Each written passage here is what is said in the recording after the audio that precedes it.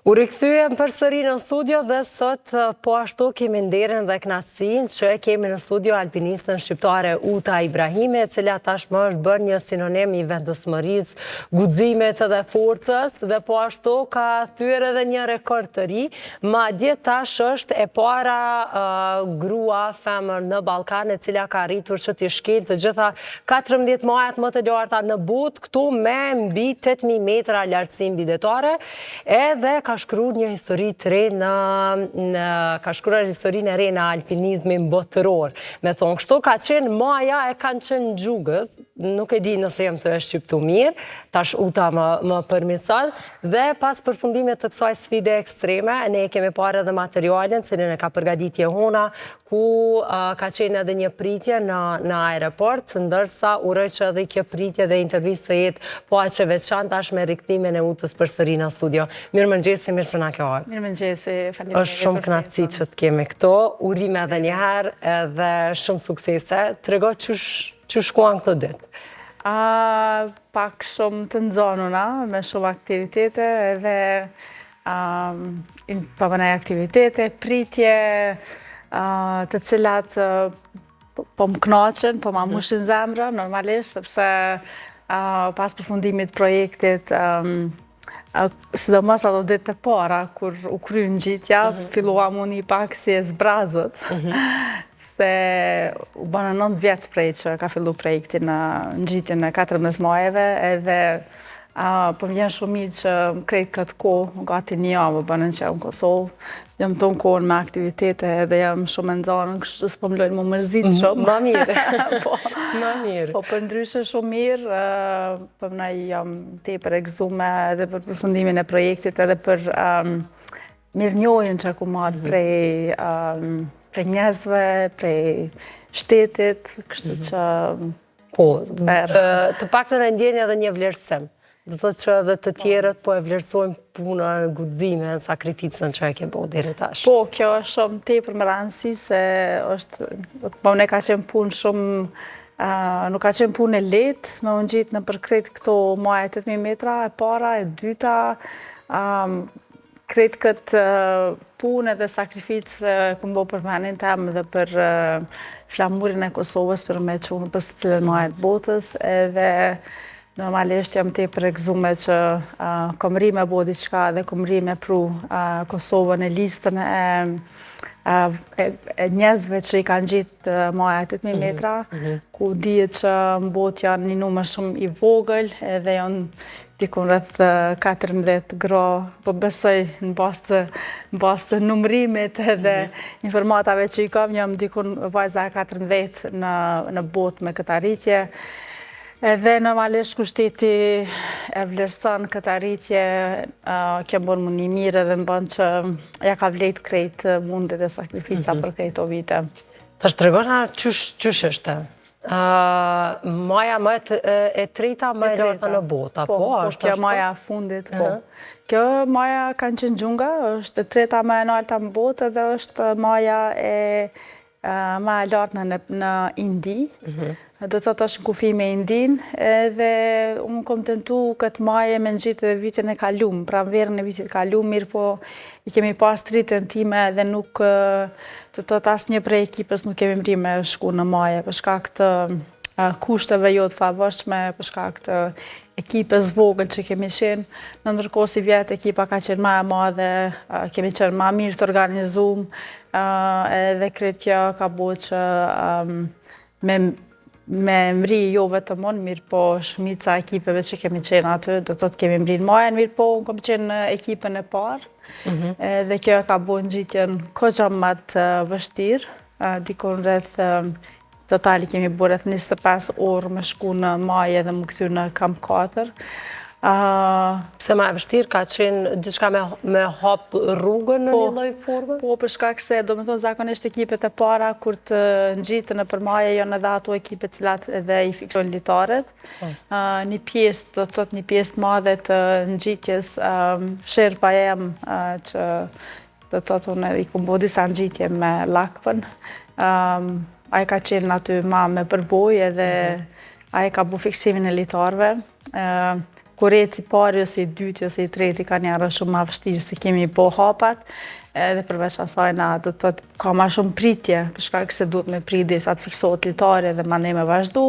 Përveç asaj na maja Kangchenjunga është edhe pse në botë zakonisht njihen majet si për shembull K2, që e kom gjetë vitin 2023, ose maja Annapurna, që e kom gjetë vitin 2021, janë maje ma me se janë maje teknike, janë maje vdekje prurse, tjera, mirë po maja Kangchenjunga njihet shumë pak, mirë po si pas mendimit tim edhe si pas plot tjerëve të cilë kemi bisedu, mendoj që është njëna prej majeve ndoshta ma teknike në top 3, prej majeve teknike, sidomos për faktin që dita e majes, do të thotë kur dita e Summit Pushit prej kampit 4, kur shkon drejt majes, është kogja teknike, do të thotë ka shumë gurë dhe kur ka gurë e bën ngjitjen shumë ma të vështirë, sepse është edhe ma pjerët.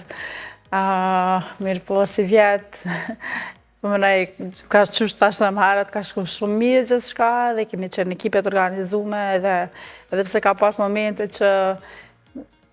momente edhe nështë atë deri sa kom rinë maje, nuk e kom ditë a po mrim as po mrim, se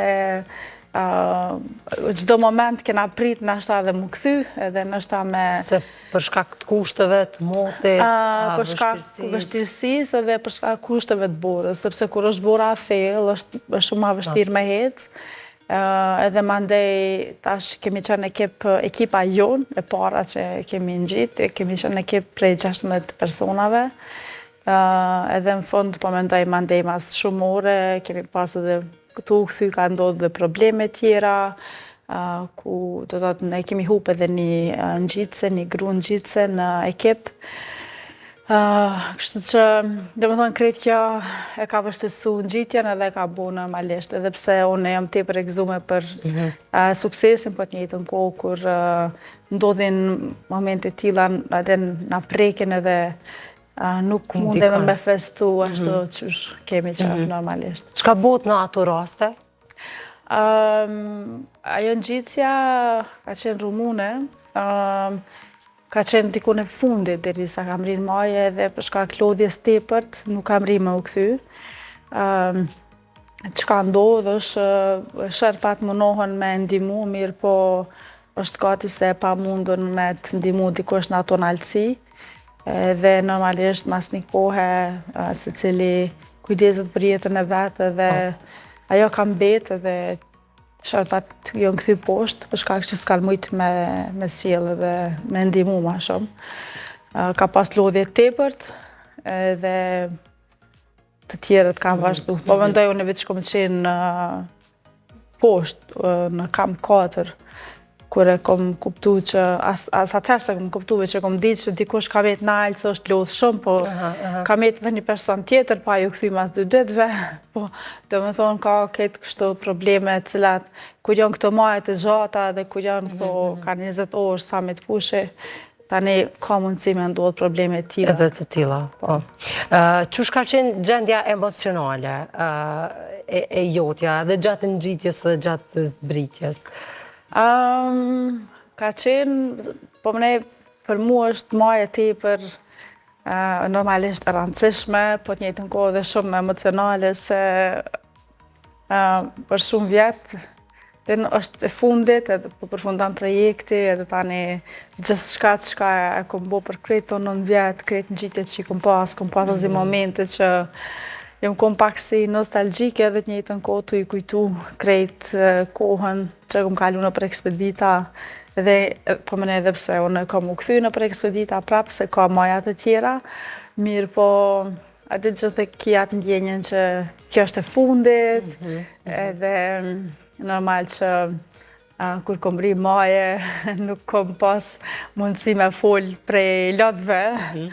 Ashtu një moment shumë i rëndësishëm i jetës tem, sepse një kushtu një projektit ka që madhë, ka që shumë kohë, ka që shumë mundë sakrificë, ka që shumë vjetë jetës edhe është emocional kur i vjen fundi edhe kur e përfundan me sukses.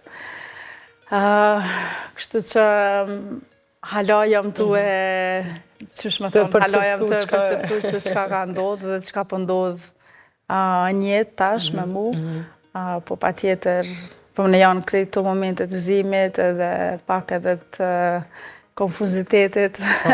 Por së të qoftë e gashme për eksperienca, për përvoja dhe aventurat të reja, po besoj. Po, normal pa tjetër. Tash jam një kohë kom e qenë në Kosovë, kam grupe me cilat unë punojnë si udhërfyse malore, kom deri në mes kurikut, kom e punu, e mandej Do të ndalemi të këto grupet malore, po në mbrapa, në LED, e kemi një foto të ndën që është e para 9 vjetëve. I bjerë ashtu prej kur edhe ke fillu edhe ke fundit në këto majat.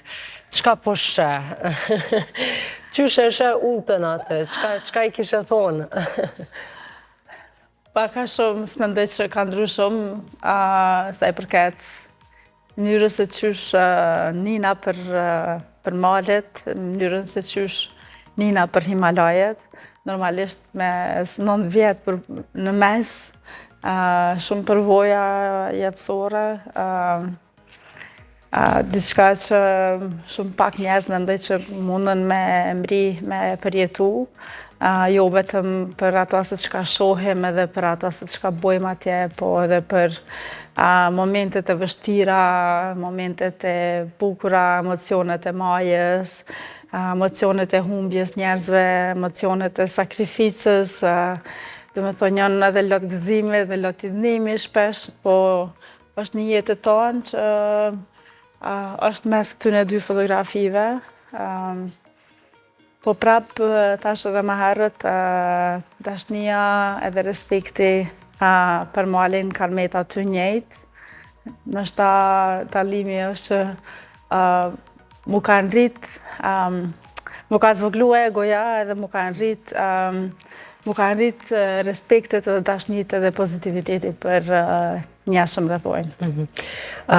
I përmende grupet të cilat tash edhe do të punosh me ta, që është shumë kënaqësi edhe për ta, besoj që dhe gjatë rrugës kanë me dëgju histori, që me marë pak nga përvoja e një alpiniste shqiptare kaq të suksesshme. Çka do thot për ty edhe të tjerët, ndoshta me i fut në këtë rend, e kam fjallën, ndoshta me i mësu edhe me i jap motiv, qoftë edhe gra, qoftë ndoshta edhe burra. Për njerëz lokal, po me ndonë? Okej.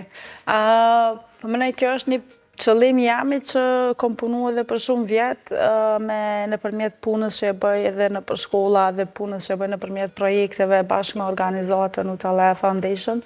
Për shembull vitin e kaluar kemi pas projektin Ajo Mal, ku kemi pas 21 vajza, cilat kemi trajnu, i kemi pas 3 ekspedita nëpër malet e Kosovës.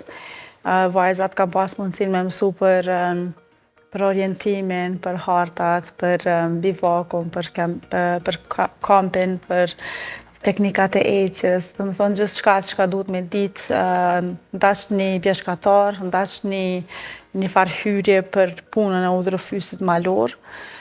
Edhe përmëna jo vetëm me vajzat, mirë përna dhe në organizatet dhe kemi bo trajnime për udhërfys malor, si pas standarteve UIA. Edhe krejt kjo për mu, mendoj që nëse unë i kisha kryu ekspeditat edhe kisha vazhdu jetën shumë normalisht në Kosovë dhe me ushtrimet e mija kishin nashta ma let, po sa herë jam këthy, jam munu me punu maksimalisht që qatë një uri edhe krejt që ato që ka i marë, më munu me nda me tjertë edhe me inspiru sa ma shumë njerëz me ndjek një rrugë t'ilë. Unë personalisht punoj si udhërfyse malore prej vitit 2015. Ma voni kom bo trajnimet, se s'ka pas në Kosovë trajnime për udhërfys malor. Tash i kam 2 licenca ndërkombëtare edhe unë jetoj me këtë punë. Edhe kjo është ideja jam që edhe ka sa ma shumë, çdo vjet ka shumë ma shumë kërkesë për grupet që vinë prej veneve të ndryshme të botës.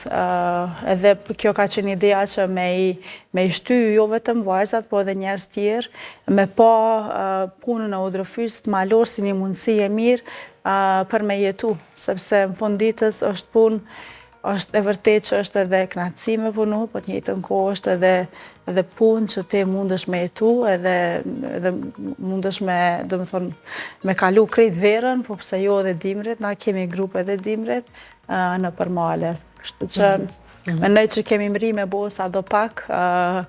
Shoh plot njerëz për këto vite që kanë kalu, ka dora jem, që vazhdojnë me një punë ose një ëndër tillë. Mendon që jo kretëm përfundim, tash në përfundim të këtyre muajave me sjell diçka, një dokumentar, një libër, një diçka që s'harrohet asnjëherë, jo vetëm këto pjesë të intervistave, fotove, videove të cilat ti i ndonë, po ndoshta edhe diçka më shumë. Po menaj, unë i kam veç se 2 libra për fëmijë, Uta Maleve dhe Uta në Sharë. Jojnë libra te përdashtën për mu. Edhe është një dokumentar, dhe Uta dhe Climb for Kosovo, që është bo për ngjitjen e Everest, është edhe një tjetër, dhe më thonë, veç është bo diçka. Për momentin nuk ma merr manja që kom e punu me naj dokumentar, se do me thonë nëse ma kish bo dikush ofertën, ndoshta edhe kisha thonë okej, mundemi me bo diçka, mirë po jo unë me bo diçka po. Në ndërkohë, libri o diçka që gjatë ekspeditave, sidomos këtë ekspeditën e fundit, i kom lexu 2 libra dhe njona ka qenë për një alpinist sloven, Tomaš Humar, që ka qenë shumë i njoftën atë kohë, vitet 80-ta, 90-ta, për ngjitjet që i ka bo. Edhe Bilaj e ka dhe një lidhje me Kosovën. Edhe kjo më ka inspiru, që nështë me... Edhe pësa unë për çdo ekspedit kom shkru, edhe ka shumë sende cilat nuk i kom thonë kur në intervista, ka shumë sende që nuk i kom thonë kur kërkojna, edhe mendoj që... Ka diçka që mundet me qenë si ekskluzive, pashtë, ja? Normal. Janë shumë vjetë edhe janë shumë sende që kom kalu në për to, edhe mendoj që plani është ndoshta për 1-2 vjetë me pru librin, po normal që unë nëse jam në Kosovë nuk me shkru libër, se jam tonë kohën me habitna të punu edhe të bo sende, kështu që mendoj që ku me bu një pauzë prej jetës sociale dhe me mja kushtu librit. Edhe kënaqësi pasaj me i motivu edhe të tjerët edhe përmes librit, përmes asaj se çka ka përjetu Uta, çka ka pa, çka ka kalu edhe krejt emocionet gjatë këtyre vjetëve, në përmaje, ndoshta edhe në për rrugë, kudo me pas edhe një libër të tillë. Uta, uroj që tash mos më ndalë edhe majat edhe sukseset e tjera, cilat të java vetës, edhe uroj që do të kemi përsëri intervistat të tilla, shumë kënaqësi. Faleminderit për ftesën. Faleminderit. Ne tani do të kalojmë tek receta e lindës dhe rikthehemi përsëri në studio.